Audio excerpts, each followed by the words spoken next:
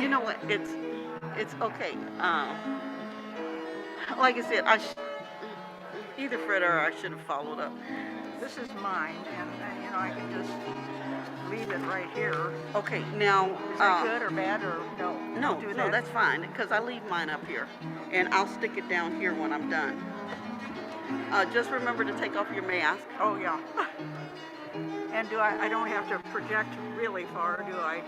Just speak into it? Just speak into the mic. Mm-hmm. Normally I'm right here, so you want to be as.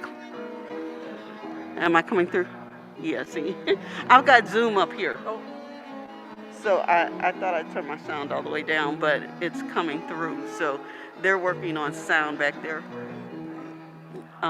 So this is, I can leave my phone up here, that way you can kind of see yourself if you want.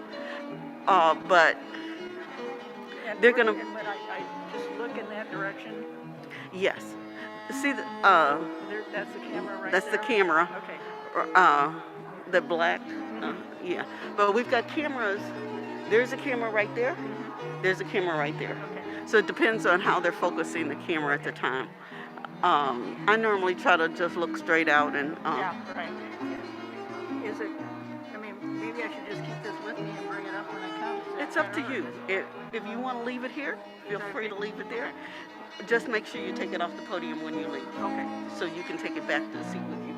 And if you don't mind sitting up here. No. Okay. Mary is speaking for Voices Lifted.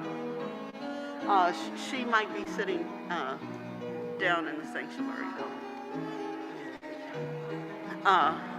So I think we'll be fine. So I right after Fred introduces me, that's when I get a. Yes. Let me see if Fred. Let me see if Libby can let Fred know you're here.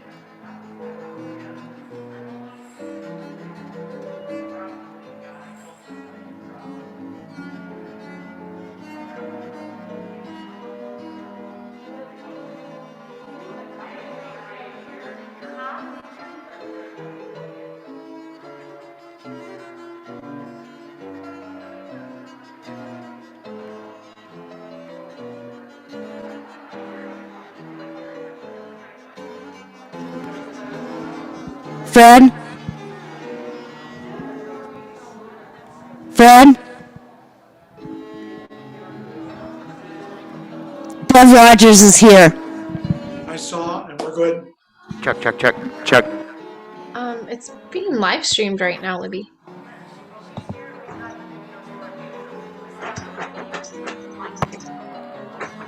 One, two, three. So a little off to the side. Like that. 1, 2, 3. 1, 2, 3. 1, 2, 3. Okay.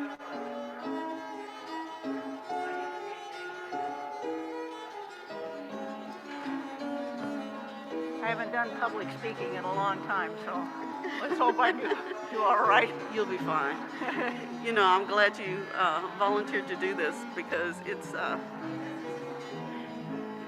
can be somewhat intimidating, sometimes, but I used to, when I was in high school, somehow I was an activist, so I was always doing something.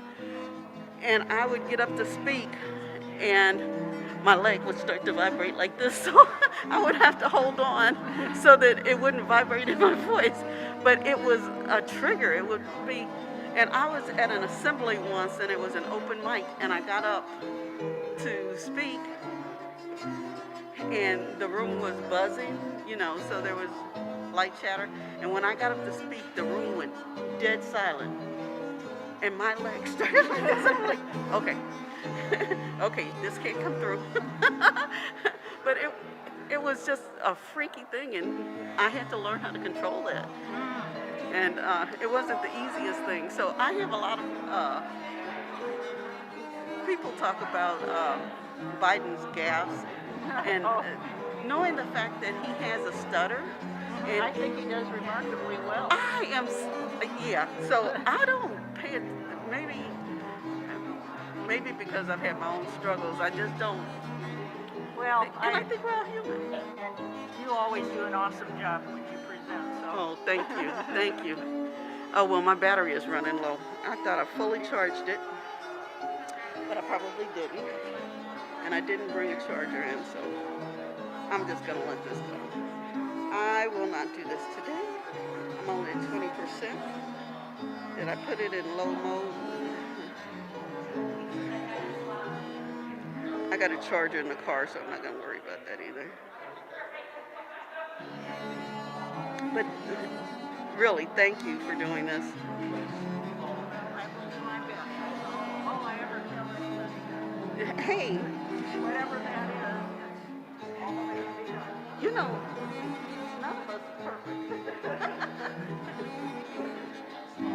a matter of fact, I was reading something on Facebook, and I think it was Bob Marley's quote where they were asking what he thought his perfect woman was.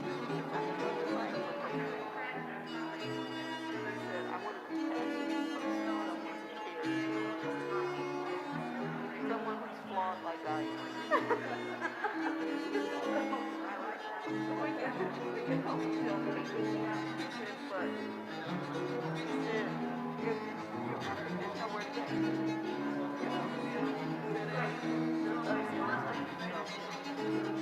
I'm not perfect, so how can I? Anybody else? Oh, okay. Yeah. And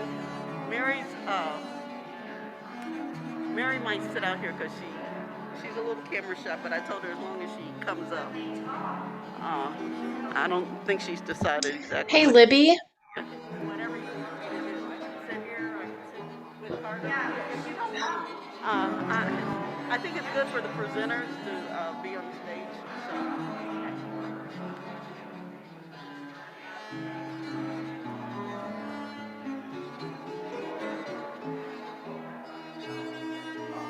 So have you and Carter been able to avoid getting sick?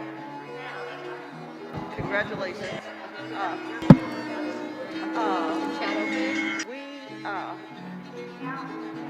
We were together for Christmas. Everybody was fine. For New Year's, I didn't go to my sister's.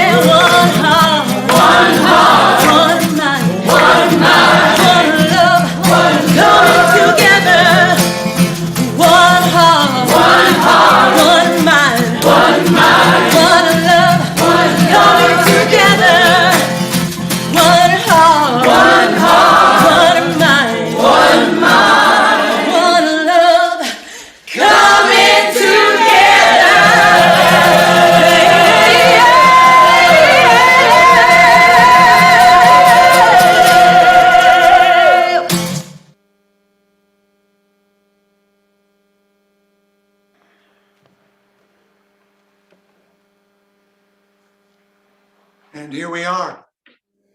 Already I've shoveled my front walk of snow. The sky was gray. The temperature is low. But at this moment, I am part of Valley UU community and congregation, and that makes it a beautiful day in this neighborhood. Hi, I'm Fred Wooden, the interim minister serving this community on its way to choosing its next settled minister. And it is a beautiful day in whatever neighborhood you are. Whoever and wherever you are, because you are part of this community for the next hour. This time is to remember that fact, to be renewed by it.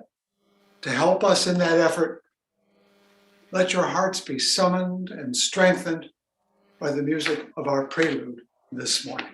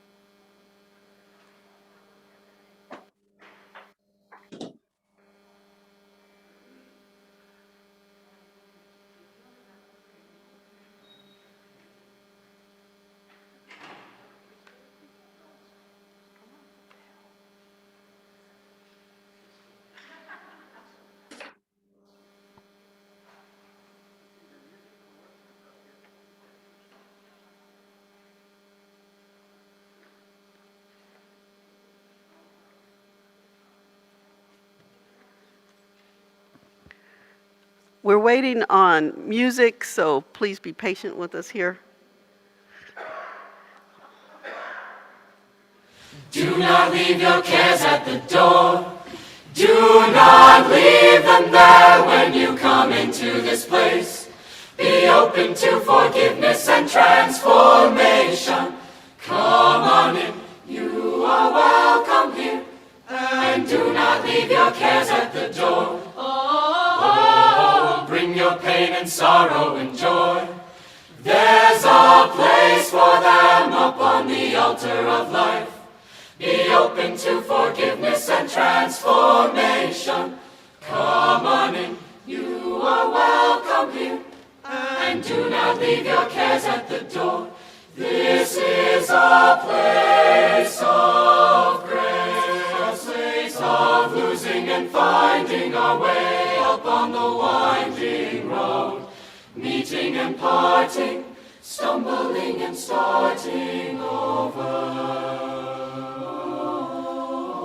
Every story is sacred here, even yours, even yours. So come on in and do not leave your cares at the door. Do not leave them there when you come into this place. Be open to forgiveness and transformation. Come on in, you are welcome here. Come in and do not leave your cares at the door. Amen. Amen. Amen.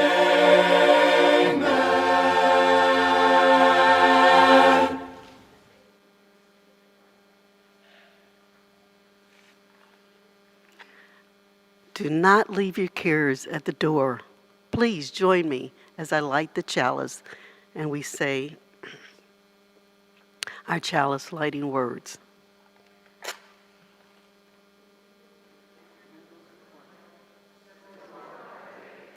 For the light of truth, for the warmth of community, and the fire of love, which calls us to work for justice. And Katie?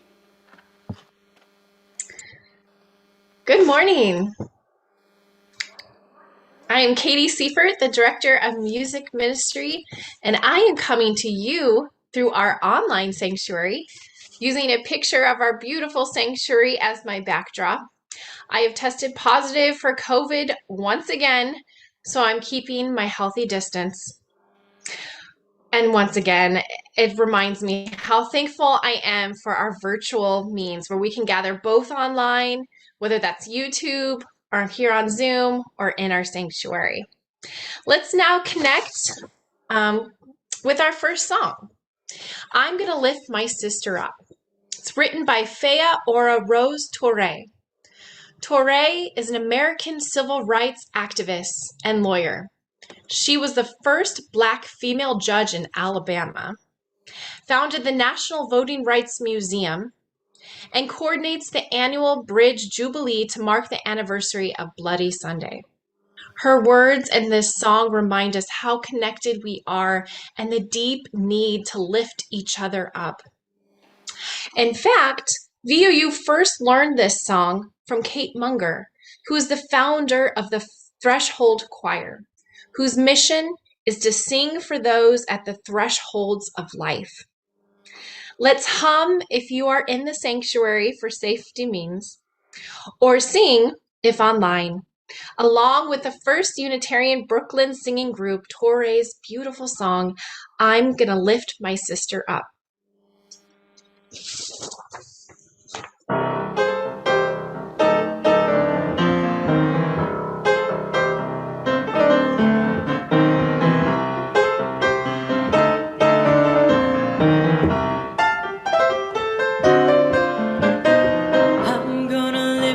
Sister up, she is not heavy.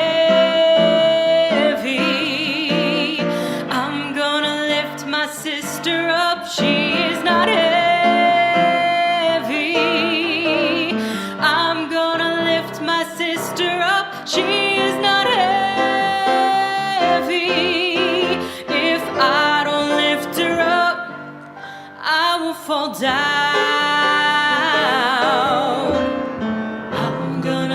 My brother up, he is not heavy. I'm gonna lift my brother up, he is not heavy. I'm gonna lift my brother up, he is not heavy. If I don't lift him up, I will fall down. My people up, they are not heavy. I'm gonna lift my people up, they are not heavy. I'm gonna lift my people up, they are not heavy. If I don't lift them up, if I don't lift them up, if I don't lift them up, I will fall down.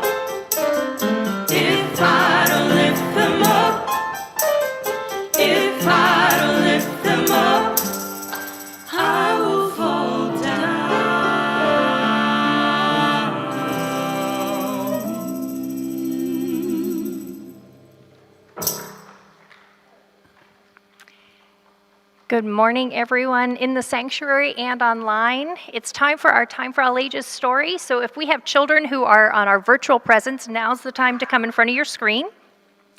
And I want to tell all of you, both virtual and in person, that we have an audience participation aspect to our story today. So at a certain point, some words will come up on the screen in the middle of the picture of the page for you to repeat. It's very simple. It's, "That's how I'll show my love for you." So you'll see it when it starts. So our book today is "I'll Walk With You" by Carol Lynn Pearson, and the art was done by Jane Sanders. If you don't walk as most people do, some people walk away from you. But I won't. I won't. I'll walk beside and match your stride.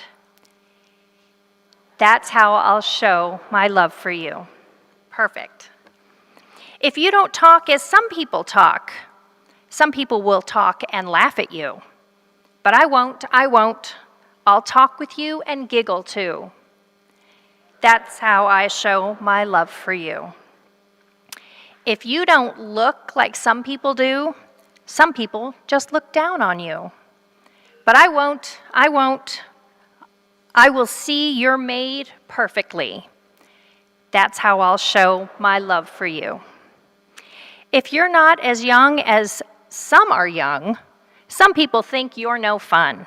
But I won't. I won't. I'll listen to and learn from you. And that's how I'll show my love for you. I think we got off a little bit. Think another click, and then the next slide, right? Okay. If you were born far, far away, some people think you should not stay. But I won't. I won't. I know you bring such interesting things. That's how I'll show my love for you. One more. If you don't pray as some people pray you'll go away. But I won't. I won't. We're all, I see, one family. That's how I'll show my love for you. If you can't buy expensive stuff, some people think you're not good enough. But I won't. I won't. I'll look inside where treasures hide. That's how I'll show my love for you. If you don't love as some people do, some people think your love's not true. But I won't. I won't. I'll watch you share. I'll see you care. That's how I'll show my love for you. If you don't think as some people do, some people have no use for you. But I will. I will. Our thoughts will play and stay all day. That's how I'll show my love for you. I'll walk with you and talk with you. And that's how I'll show my love for you. If you have children who are with us in person and they're going to go to class, we will meet back on the patio. Thank you.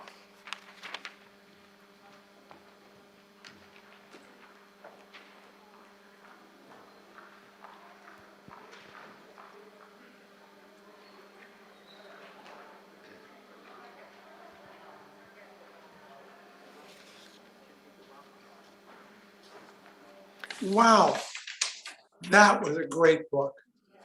I really loved hearing that. But I want to make sure I'm doing everything here. Isn't it time for you, Roz? Yep. Good morning.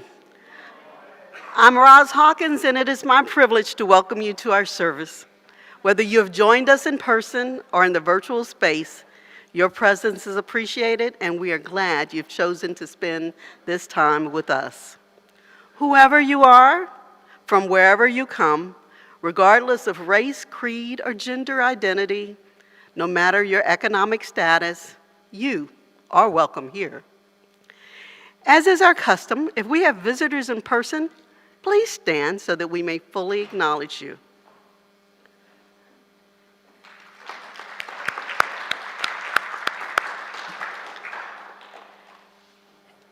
And if you are visiting us via Zoom, please introduce yourself in the chat feature.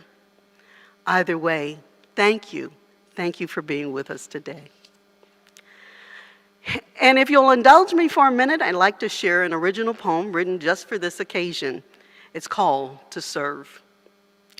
I reach out to you, you reach out to me, a connection of human touch with or without sound, to give and receive in kind to one another. Such is our charge that binds us to service. We do so not blindly, but with intention to see, not how we look, but for what we need to be. A listening ear or music to soothe the hurt, a helping hand or words that show support, a shoulder to cry on or there to share a laugh, to provide a good meal or create a new path. When we give, we also receive the exchange, which is the heart of our community, the exchange, which is the heart of our community called home, the place we come together, the place we are known. Our service today will be slightly different. Our intent is to address our seventh principle, respect for the interdependent web of all existence of which we all are part. We need each other, but too often we hesitate to ask for help for any variety of reasons. In this service, we are highlighting 3 of those groups that have direct and personal contact with fellow congregants, which are lay pastoral associates, caring neighbors, and voices lifted. As always, after service, Joyce Donahue is our lay pastoral associate today. Joyce, who will be available in the sanctuary, and Joanne Smith is filling in for us online. So if you're in Zoom, don't hesitate to go to the chat for those who need a listening ear.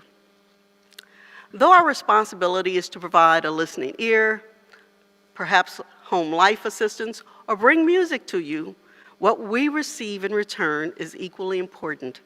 So we want to share how your requests manifest in the interconnected web. Just as I serve as a worship associate today, I'm also often announced as a lay pastoral associate. In that capacity, I offer a listening ear, encouragement, and support in times of need. I found that often when approached in this capacity, there's a sense of apprehension on the part of the congregant to ask for help. The conversation often starts, "I don't know if you're the right person to talk to," but that's okay, because it begins the exploration to find out who may be, or if the answer lies within you. Sometimes just to have someone to validate your concern is an important first step in one's journey. As one who is on the giving end, I too find it difficult to reach out for assistance. However, I understand the gift of being able to receive. There are times too that in the process of helping someone else, I feel that the connection made was greater aid to me than what I may have provided. Dan Schulte, my fellow lay pastoral associate, describes it this way: "I'm not good at being helped. I appreciate the need to be helped. I get the idea of being helped.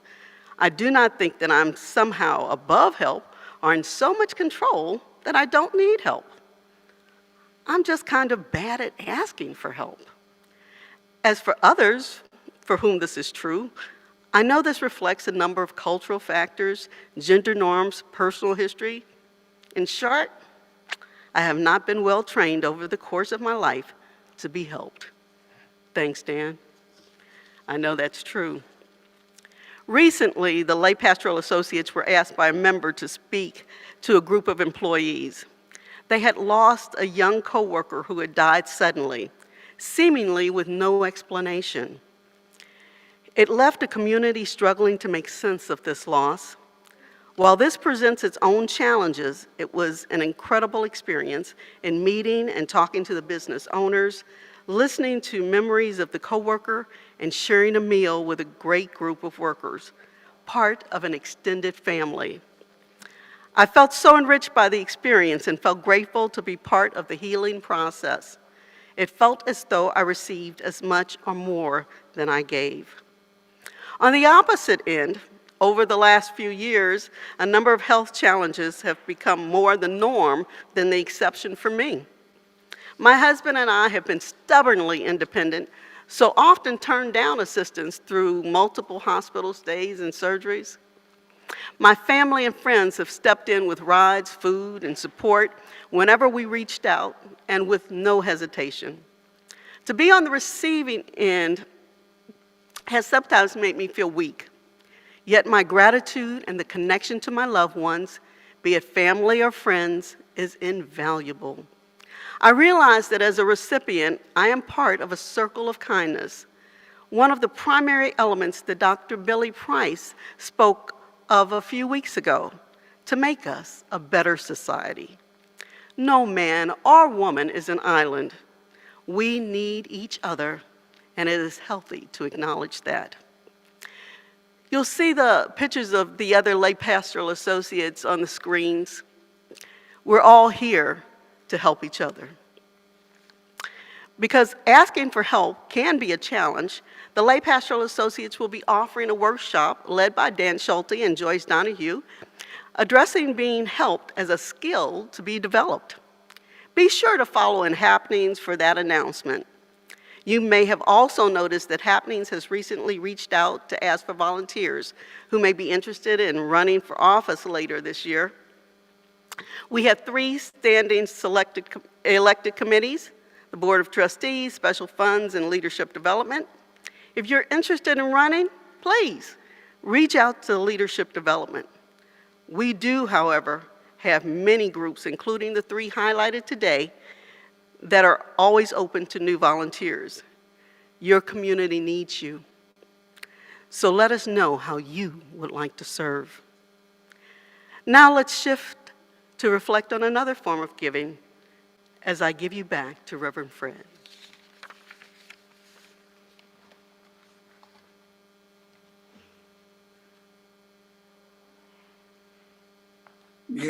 You know, people don't like people talking about giving money, but I like to, because money means more than money, because it's really not about money. Your money is a gift of what you could be and what you could do. It's the way you help. In many cultures, gifts are a crucial part of maintaining that community. We've all seen that in our own lives. Casually, we get invited to someone's home for dinner. We always bring a gift, not a big one, but it shows we're grateful for being invited and want to contribute to the conversation in nonverbal ways. So we bring flowers or wine or candy, and I've enjoyed all of those. And if you wanted to bring them to church on a Sunday, I'm sure someone would love to have them, because they're from our hands and hearts, not just our wallets. But other ways are what Rosalind was talking about. We have at least 3 organizations in the congregation. You've heard about the Lay Pastoral Care Associates. You'll hear about Voices Lifted. I'm going to reach behind me and show you this wonderful shawl that my wife just received from what are called the Knitwits, aren't they cute? Who create these shawls for people who are under the weather. And my wife is being treated for cancer, and it came in the mail, and it was wonderful to receive. But also a group that has just come together in the last year or so through the wonderful work of many members, and that's the Caring Neighbors group. They do things, or let me put it this way, they help you do things for each other. So I'm going to invite Bev Rogers to talk about Caring Neighbors for a moment. I hope Bev is making her way to the pulpit so that she can tell us more about what that experience has been like.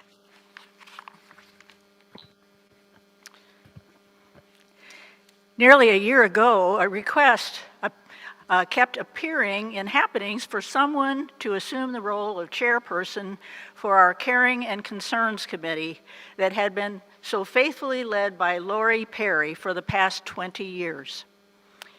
Each time I saw that request, I thought to myself, that's something I think I'd enjoy doing, but I don't know a lot of people in our congregation. And besides, Carter and I have a strong caring support system at Friendship Village, where we live. And at this time in my life, do I really want to take on a new project that could be very demanding? But each week, there was the same request, until one day, I just decided, I think I am supposed to answer this call. So I contacted Deanne McClanahan and told her my main concern was the fact that I didn't really know many people in our congregation. She assured me she would help me, as she immediately volunteered to find folks who would be willing to serve on the committee. On March 18th, our committee met for the first time on Zoom with Deanne, Joanne Smith, Janet Cantley, and Joyce Donahue. We were later joined by Johnny Clemens May. I soon learned that Joanne is just the person we needed on our committee to allay my concerns about not knowing many people in the congregation. Joanne seems to know almost everyone due to her long association with our congregation, and so we decided to act as co-chairs, with Joanne serving for 1 year and me serving for 2 years. Our plan is to continue these staggered terms of commitment with new volunteers. Deanne provides our tech support, Johnny is our care bank coordinator, and Joyce is our liaison from the Lay Pastoral Care Associates. One of our earliest decisions was to change the name of our committee from the Caring and Concerns Committee to the Caring Neighbors Committee. We have established a Joys and Concerns website so members and friends can now share news of life-changing events and receive needed support during difficult times. With amazing tech support from Deanne, our congregation is now organized into 16 neighborhoods based on zip codes. That idea actually came from the way our Friendship Village community is organized into areas with representatives who reach out to their neighbors. Each VUU neighborhood has a coordinator whose job it is to help foster a loving, caring community in which members and friends nurture, support, and assist each other through life's joys and trials. The first step our coordinators have taken is to try to establish contact with people in their neighborhoods via emailing, texting, phoning, or snail mailing. It is their hope that their neighbors will feel better connected to one another in our congregation, and it is their hope that when a helping hand is needed, their fellow neighbors will feel comfortable calling on them. And you can see pictures of all of our neighborhood coordinators up on the screen, and they are an awesome group. Johnny May is our coordinator's go-to person when meals are needed or when assistance is required in finding volunteers to help in other ways. These coordinators really are an awesome group of folks who have agreed to serve for 1 year with the option of continuing for another year if they wish. Personally, my life has definitely been enriched by getting to know so many more people in this loving, caring congregation who are ready at a moment's notice to lend a helping hand.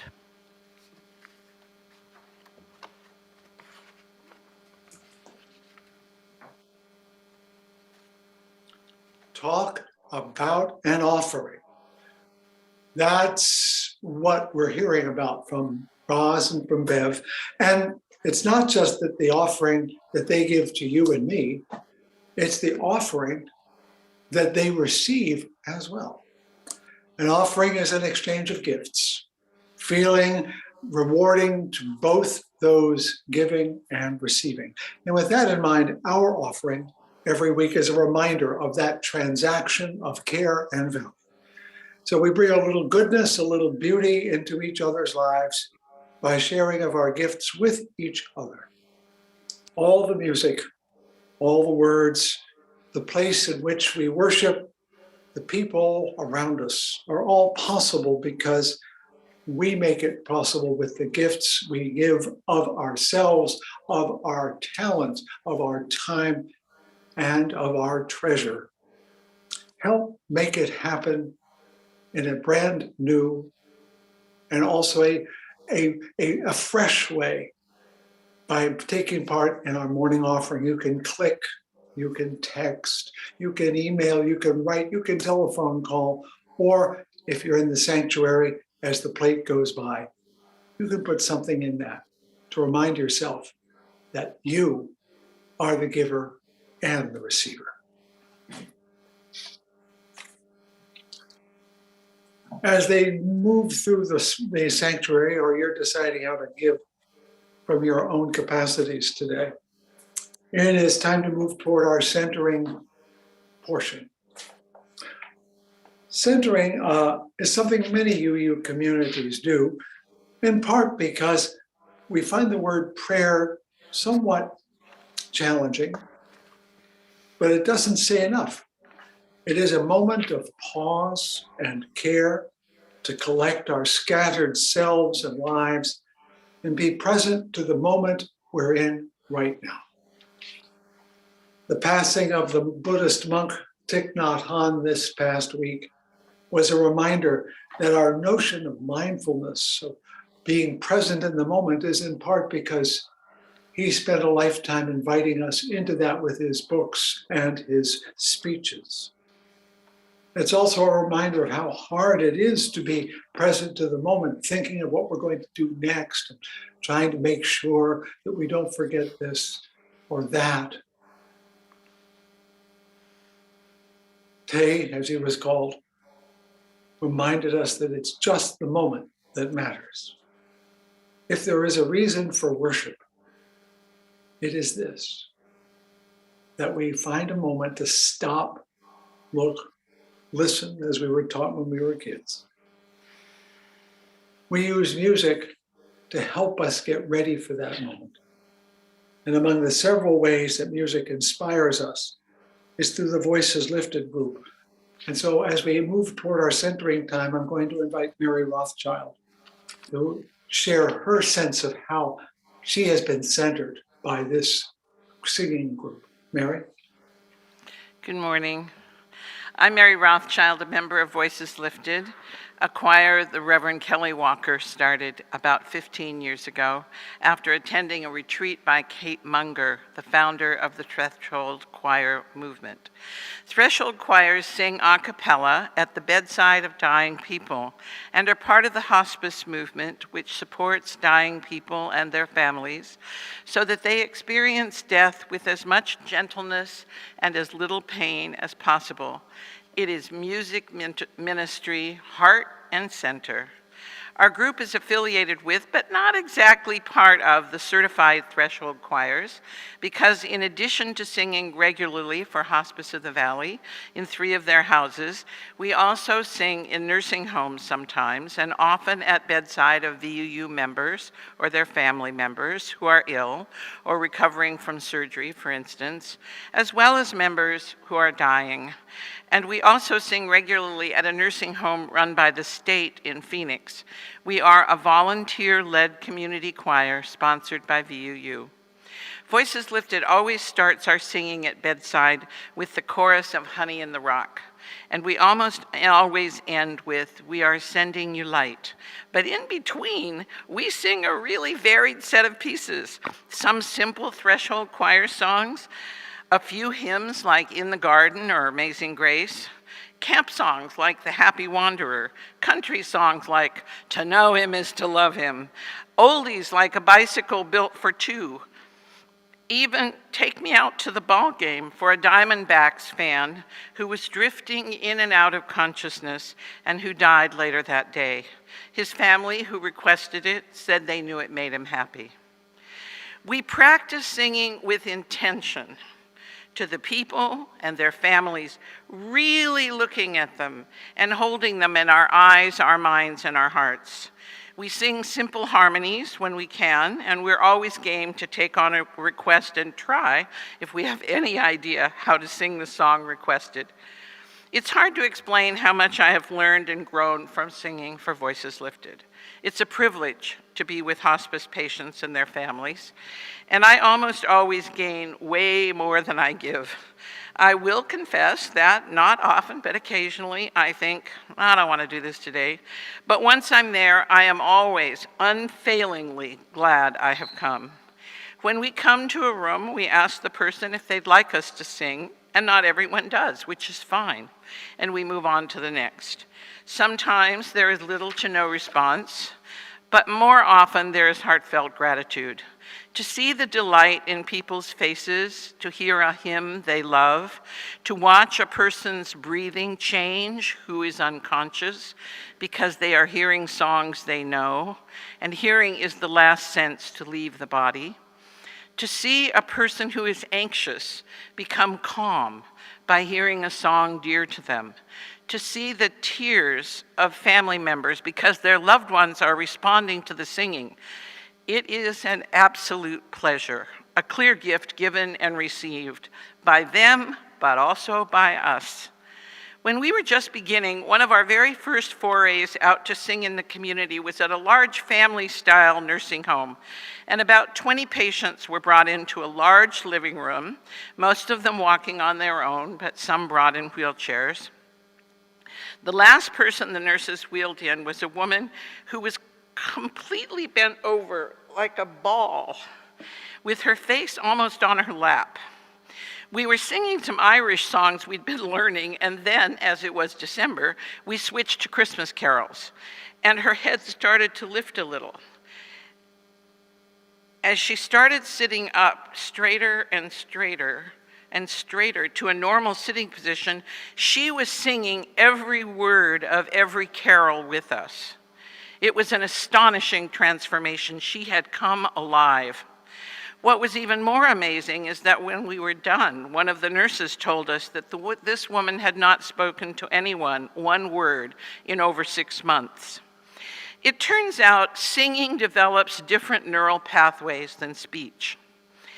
And our singing had lifted her, briefly at least, out of her dementia and back into the world. I will never forget that experience, though versions of it have happened often enough since that I am no longer surprised, but I'm still always delighted. Sometimes when I tell people I sing in a hospice choir, they say, "That must be so depressing, how can you stand it?" And I say to them, it has given me so much joy.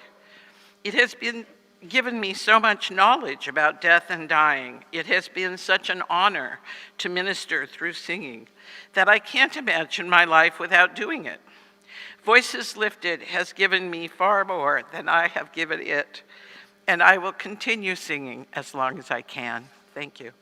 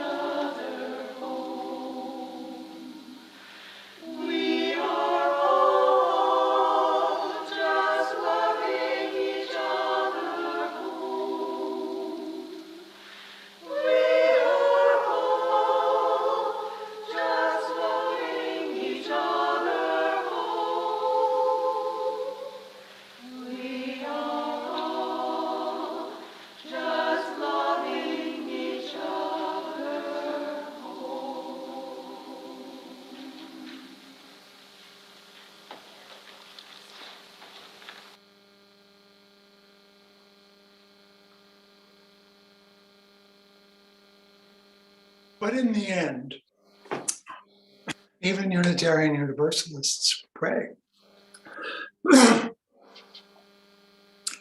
And by prayer, I mean we shut up. Because it is a listening, not a speaking. That's why music is so spiritual. It gives us an excuse to listen without feeling strange. But the words that you just heard are very powerful. They come from the American-born, Jewish American-born Ram Dass, who in midlife discovered his path was through the spirituality of India. And those words were his years ago. Are they not truly what we're about? Even though we are all on our own journeys, we are not alone in the going. And communities like ours provide company on the way. So here we stop and look and listen for those along the path with us. We smile. We wait for a moment and take the next step.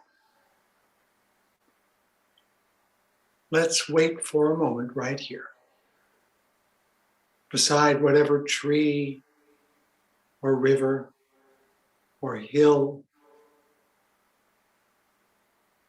to let the color and the sound sink in. Take the breath of air that belongs only to this moment and breathe out and move on. If we can do that even once a day, we can be said to be alive.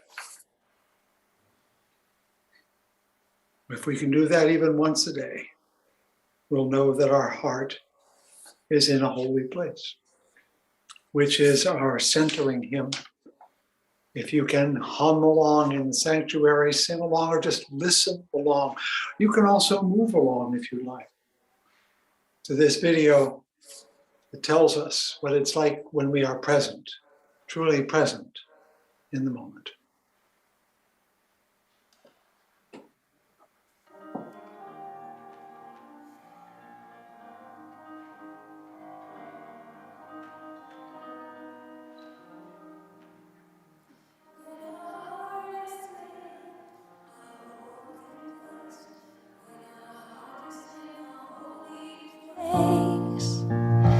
We are blessed with love and amazing grace when our heart is in a holy place. When we trust the wisdom in each of us, every color, every creed and kind, and we see our faces in each other's eyes, then our heart is in a holy place.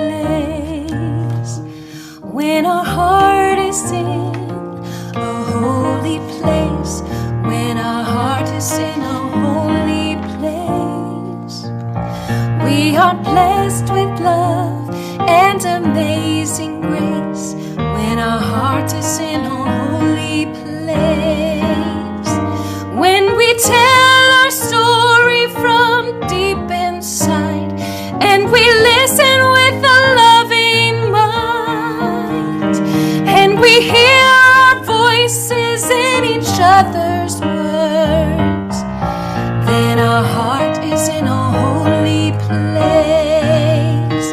When our heart is in a holy place, when our heart is in a holy place, we are blessed with love and amazing grace. When our heart is in a holy place, when we share our silence of sacred space, and the God of our heart stirs within, and we feel the power of each other's faith, then our heart is in a holy place. When our heart is in a holy place, when our heart is in a holy place, we are blessed with love and amazing grace. When our heart is in a holy place, when our heart is in a holy place.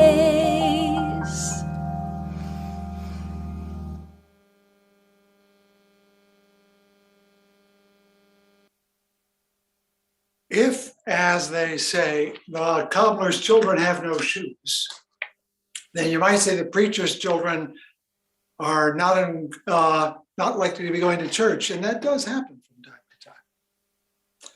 But what it expresses is that the worker doesn't often benefit from the work. And that's true for us clergy, because when I'm leading worship, I'm not taking from it as much as I'm giving to it, and that's all right. But what do I do to get filled up? Well, as many of you know, when I'm here in Grand Rapids and there isn't COVID, I take myself to a local synagogue where I can take part in worship as a worshiper. I do that because it's really different from Unitarian Universalism, and because they do it on Saturday, which really works with my schedule a whole lot better.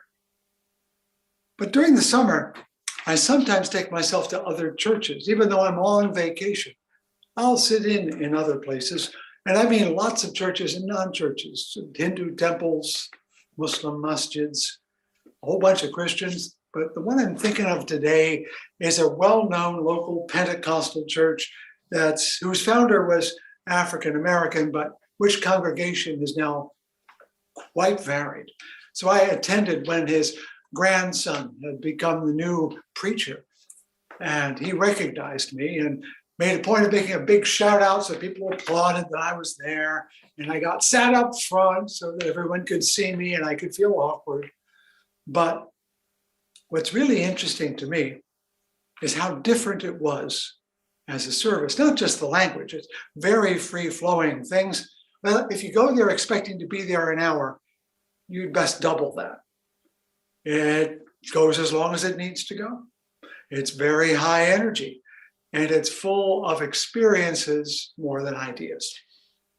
At this one that I'm remembering, during a lengthy and exuberant prayer, members testified spontaneously from their seats to the works of God in their lives. One rejoiced that her son had just been released from prison, and I thought, that's not likely to be something I'd hear about in my church. Another thanked God for helping someone leave a $20 bill on the sidewalk that they could pick up and have dinner that night. And I thought that too would not be a likely experience for people in my congregation. Nothing in the service was anything like the services I led, any more than the people in that service were like the people I served. Yet there was something powerful that we did have in common. And it's something I believe we've experienced today, and you experience actually every week. The preaching and the praying and the music mean less than the authentic testimony of an individual talking about their lives right now. Odd as it may seem, there is something we share with the Pentecostals and with the evangelicals, and that is we like to testify to our faith. We like to tell our conversion story. Of course, we could do it a little bit backwards. If in evangelical churches, they essentially say, I once was lost, but now I'm found. We show up saying, I once was found, but now I'm lost. I'm glad to be with the rest of you lost folks. But it's still the same story, a journey of discovery. And it's one we like to tell and share, that once you arrived at a UU church, you will hear that story from all the other people eventually, and everyone who arrives will have their story of becoming Unitarian Universalist. And you heard other stories this morning, but those are the ones I want to focus on, because if our only story is about how we became UU and not how we are UU, then we're not doing the job. So if someone were to ask you why you stayed here, not how you came here, but why you stay, my guess is you would be telling a story not very different from the ones you heard earlier. You might remember we put together an oral history last year, and every story in it was a story of a moment when they felt blessed to be part of the community, not because they heard a great sermon, or even because they were sang in the choir. Those were great things. But what people shared was a time of need, or a time when they could supply a need.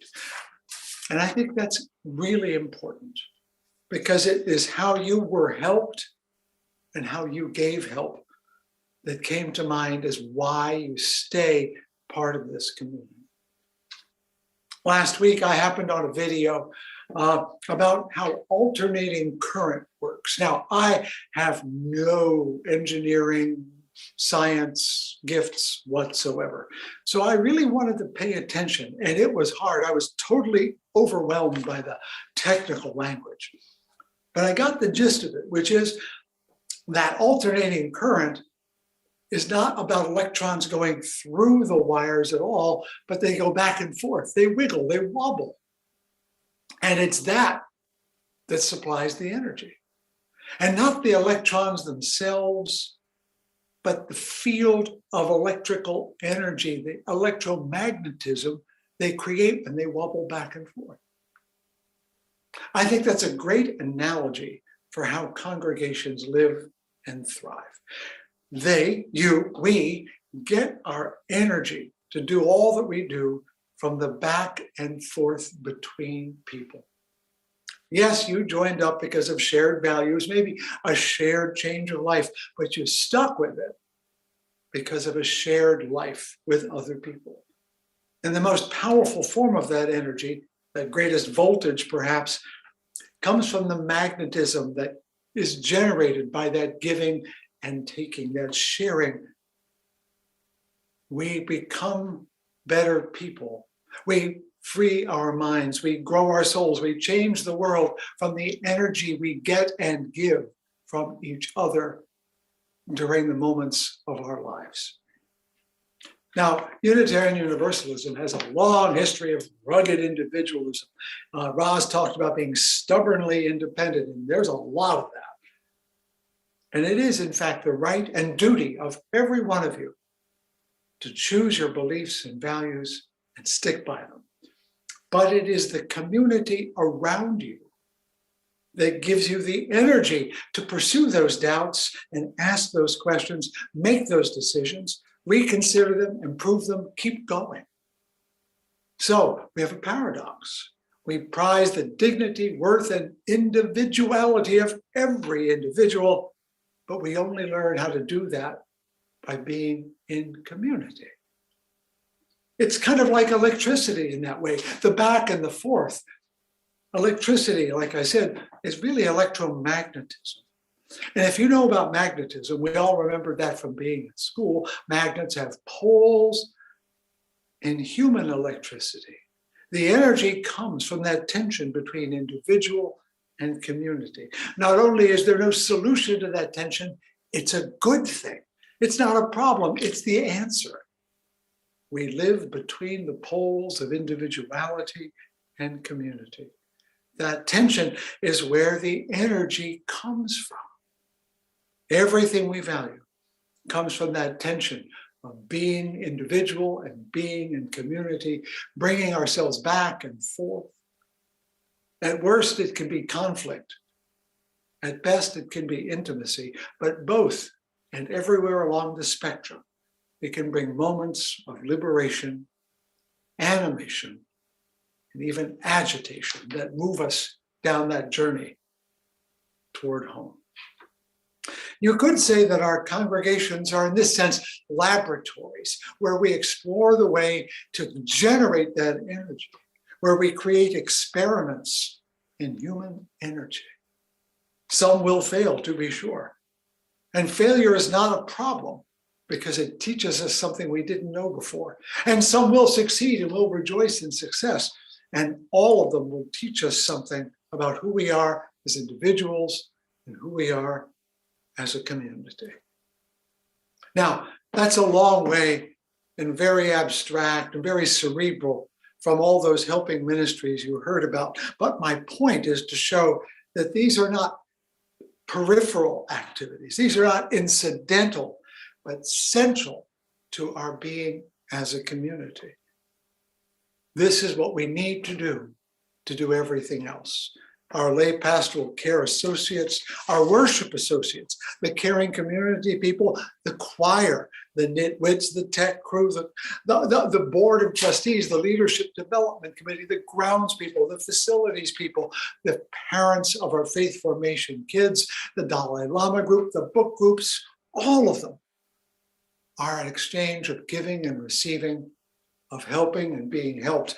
In the midst of doing what we think is the work, they're doing the actual work of creating that energy that propels us and sustains us, that energy of giving and receiving. How often have you left this worship service with a song that was just what you needed to hear? How often have you found a friend here that you've never met before and became so important to you, you can't imagine not having that person? How many folks found common cause while weeding the grounds or counting the Sunday offering? How much have you learned from the kids that you taught over on the other side of the campus? How much have you been sustained by a book group and by the group, not by the books? Everything we do is a source of that human energy that supports and strengthens us to do the things that we talk about. At least it should be. And that is my practical advice for today. Make everything you do here an act of care for those you're doing it with. Perhaps you already do a check-in when your group starts and we all say how we're doing that day. Perhaps you pause for a silent meditation. However it happens, make room for the personal in the work. If you reach the pledge goal, but you have not reached the heart goal, you have more work to do. If you build a building, but you don't build the spirit, you are not finished. Start with the helping hand and the needing heart, and everything else can happen. Neglect those things and nothing else can happen. One of our Universalist ancestors said, if we agree in love, there is no disagreement that can do us any injury. But if we do not agree in love, no other agreement can do us any good. Our covenant says, your covenant says, love is our doctrine. That means you believe it. But you don't just believe it, you live it. And you live love in action. It is when we ask for help that we empower love. Because as Mother Teresa said, love cannot remain by itself. It has to be a form of action, and that action is service. So unless we ask for help, we are preventing people from loving us.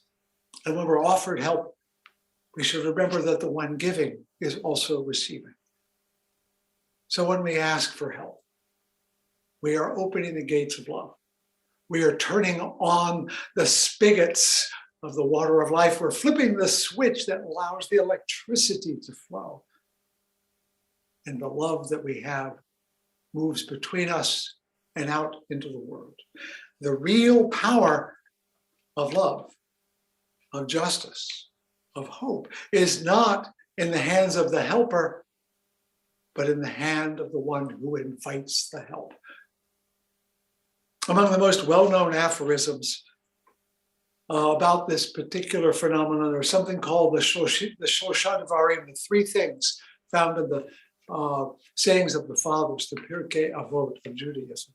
It says, on three things the world depends: on Torah, or in this case, study, on prayer, worship, and on deeds of loving kindness.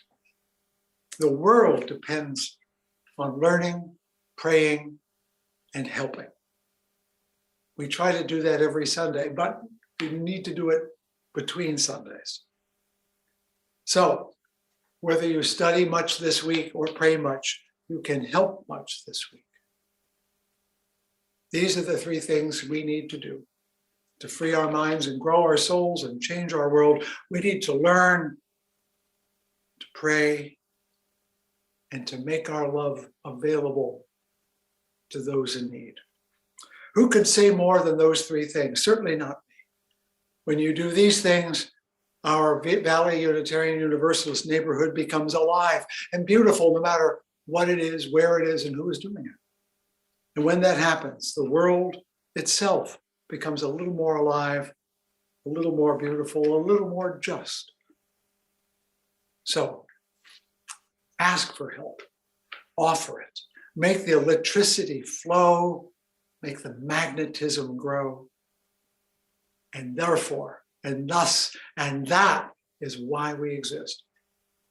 I certainly hope that you will appreciate as much as I have the testimonials you heard today, that you will offer testimonials to each other, and that you will learn that that witness, that's what the word testimonial means, is also a way of liberating love in ways that we need to live and move and have our being. That's all I have to say this morning. I'll see you again next week. We will be talking about how we can take that love into the world through our virtual life as a congregation and the hills we may have to scale to get there. Take care of each other, keep each other warm, and I'll see you in church. Katie, how would you like to help us sing our last song? Sure. Actually, I think this closing song rounds out the service lovely. It is called Nothing More, and it is performed by our Unitarian Universalist Arizona Video Choir. I'm going to allow the song to speak for itself.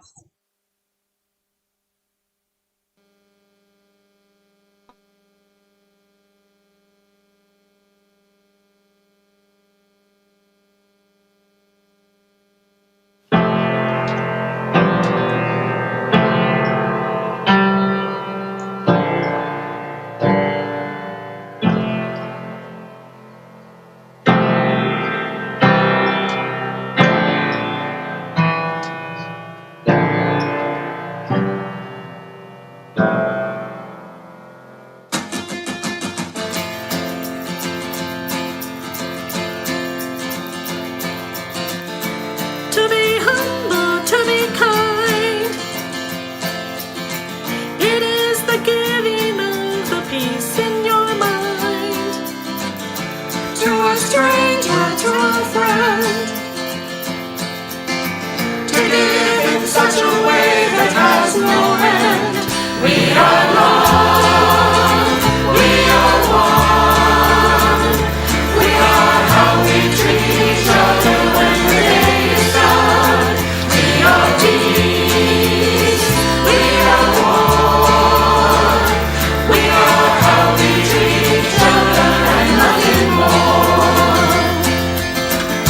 To be bold, to be brave, it is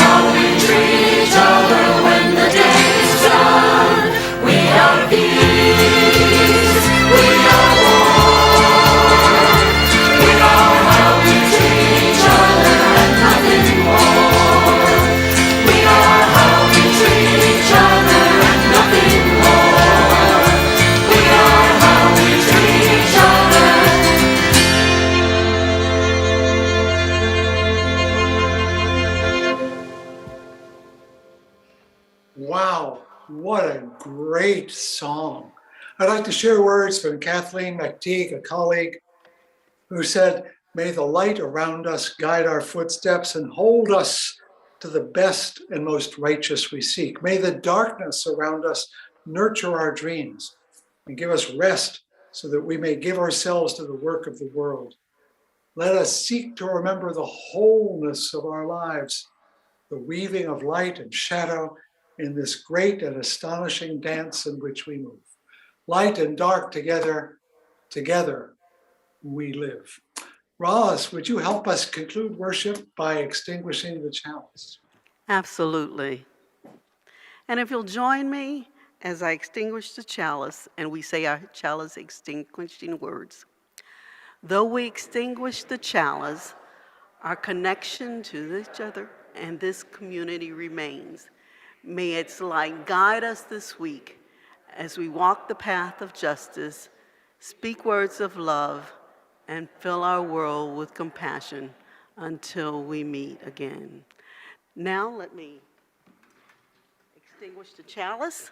And I want to thank Bev Rogers and Mary Rothschild for joining me in the pulpit today, for Fred for pulling it all together on a mission to make us remember that we are an interdependent web. I thank you so much for coming. If you're in Zoom, you have two options to meet and greet after the service. One is to stay in the room and you will be greeted by Reverend Fred, or accept the invitation to a chat room where you can visit with other congregants. Here in the sanctuary, as we conclude, we want you to go in peace, to remember that we are calling out to our community to serve and to care for one another. And please feel free to visit outside on the patio as you are comfortable. Thank you for coming. Go in peace.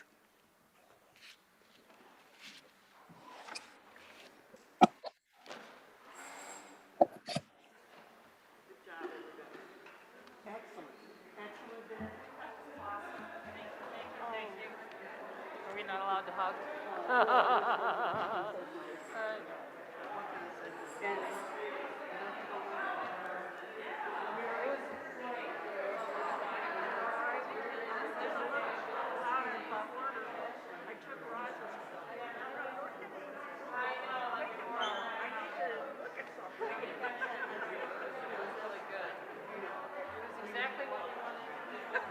Thank you. I love you. Melissa.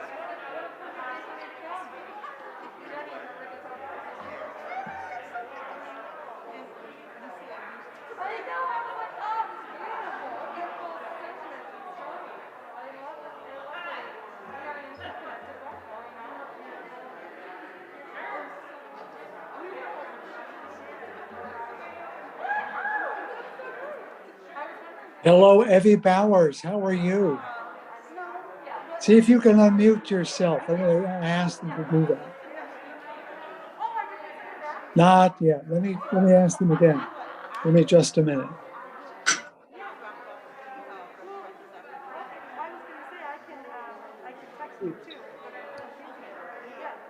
Huh? There you are.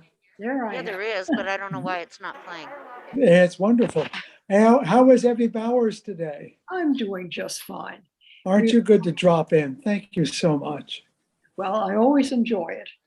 Well, I'm glad for that. Yes. And how are things? Hi, Livy. I'm talking to my friend Evie. She's a member of my former church. And Oh, neither of nice. us. Nice to see you, I Evie. still, yeah. Evie no longer lives in Grand Rapids, but I no longer work in Grand Rapids. So we're both refugees. Well, I get double dose of church because I do Fountain Street online. I stay away because it just makes good sense. I would be jealous of how good they are. I don't want to be jealous on Sunday morning. I'd love to hear you up there sometime. But, Excuse me? I would love to hear you up there sometime again, but I know. At some point it will happen. Yes, Maybe. yes. Um, Well, are you snowed in? No, but we did get snowed twice, and I had to shovel yesterday and today. but there was sunlight, and so a little bit of ice melt, things were manageable. What can I say? We But got very little snow, very little snow. We have some today. yeah. But Chelsea, you're between Jackson and Ann Arbor, is that right? I'm between Ann Arbor, really, but I'm not. I'm beyond Jackson. I'm east of Jackson. Okay. I'm So you're west- between Ann Arbor and Detroit? Yes. Okay. Yeah, you're Well, that's good. west of Dexter, if you know Dexter. And I'm in a community where many people grew up here on farms and so on. It's so interesting to visit with them, and their lives have been very different from mine, but I find it enjoyable. Yeah. Hey, Libby, could you turn off the transcription, please? It's just not necessary. And I don't know if Evan is listening in. I hope you are, so I can say hi to you. Now, who is listening? There's a fellow named Evan on my screen, although I can't see a face